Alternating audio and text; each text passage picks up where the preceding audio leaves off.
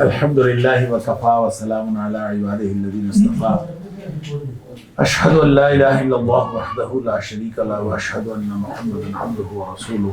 صلی اللہ علیہ وآلہ وسلم اللہم صلی علی محمد وعلی آل محمد کما صلیت علی ابراہیم وعلی آل ابراہیم انک حمید مجید اللہم بارک علی محمد وعلی آل محمد کما بارکت علی ابراہیم وعلی آل ابراہیم انک حمید مجید اما بعد وَأَمَّا مَنْ يَنْفَعُ النَّاسَ فَيَمْكُثُ فِي الْأَرْضِ، جو لوگوں کے لیے فائدے کا سامان کرتا ہے، نفع رسانی کا کام کرتا ہے، وہ زمین میں قرار پکڑتا ہے۔ اللہ ہم نے یہاں دنیا میں جس دنیا میں آنکھ کھولی ہے، انفرادی زندگی تو امتحان کی زندگی ہے ہی، اجتماعی طور پر ہر طرف سے اس طرح کی کیفیت میں ہم مبتلا کر دیے گئے ہیں جو ہمہ جہت امتحان ہے، اور اس امتحان کی زندگی میں کامیابی کا ایک ہی راستہ ہے کہ ہم لوگوں کے لیے نفع رسانی کا کام کریں، اور یہ نفع رسانی اللہ کو ہم سے کچھ نہیں چاہیے، اللہ کو ہم سے یہ چاہیے کہ ہم اللہ کی مخلوق کے ساتھ پیار کریں، اور اللہ کی مخلوق کے ساتھ پیار کرنے کے لیے جس طرح کی لطافت اور جس طرح کی قلبی کیفیات ایک انسان کو انفرادی طور پر درکار ہیں، اللہ نے اپنی عبادات کے ذریعے سے وہ لطافت عطا فرمانے کا بندوبست کیا۔ لہذا یہ ایک ایسا مربوط نظام ہے دین کا جو انفرادی عبادات اور اجتماعی عبادات اور ریچول سے لے کر خدمت خلق تک پہنچتا ہے۔ میں ایک دفعہ اعتکاف بیٹھا تھا، کوئی اسکول کے زمانے کی بات،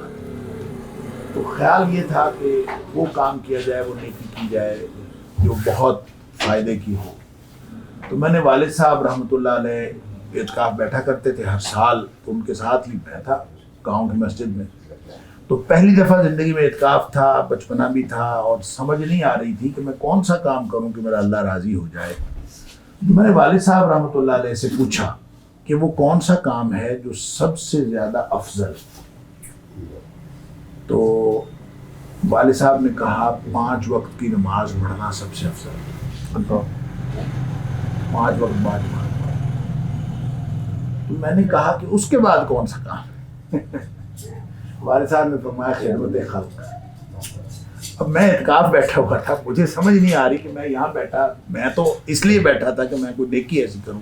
کہ مجھے والد صاحب کوئی ذکر اذکار بتائیں گے، کوئی قرآن کا پڑھنے کا طریقہ بتائیں گے، کوئی ایسی چیز بتائیں گے۔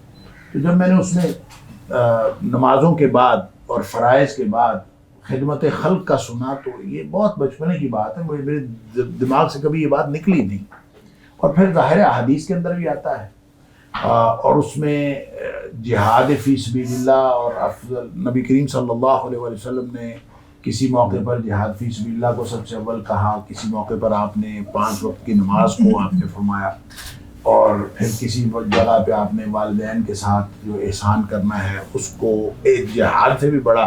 مرتبہ دیا۔ تو یہ اصل میں جو ترتیب ہے یہ مختلف مواقع پہ مختلف ہو سکتی ہے، لیکن اللہ نے جس مقصد کے لیے پیدا کیا ہے وہ مقصد یہ تبدیل نہیں ہو سکتی، اور وہ یہی ہے کہ ہم خدمت خلق کرتے رہیں۔ تو یہ جو ہمارے دوست ہیں عبدالباسط بلوچ صاحب، اللہ تعالیٰ نے ان کو ایک بڑی ہی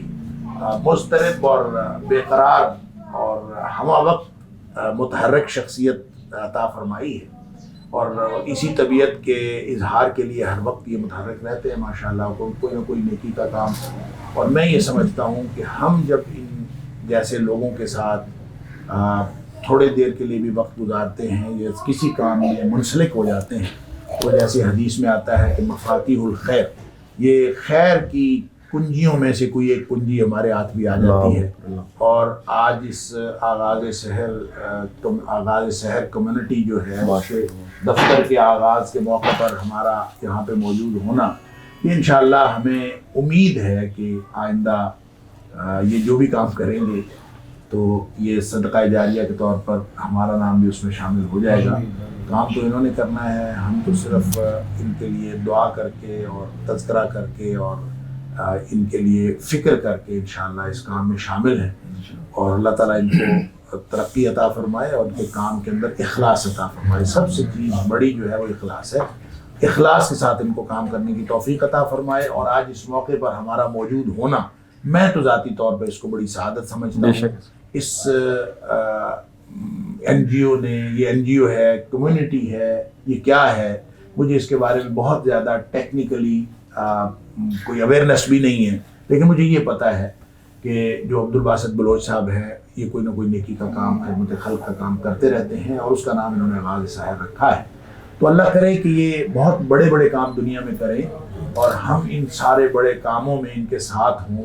اور اللہ تعالیٰ اس کو قبولیت کا شرف عطا فرمائے، اور اس قبولیت کے میں جو اجر ملے گا ان کو، ان میں سے کچھ حصہ اللہ کرے ہمیں مل جائے. اسی نیت سے میں آیا تھا، اور اللہ کرے کہ ہم سب اس نیت میں شامل ہو جائیں. وآخر دعوانا الحمدللہ رب العالمین.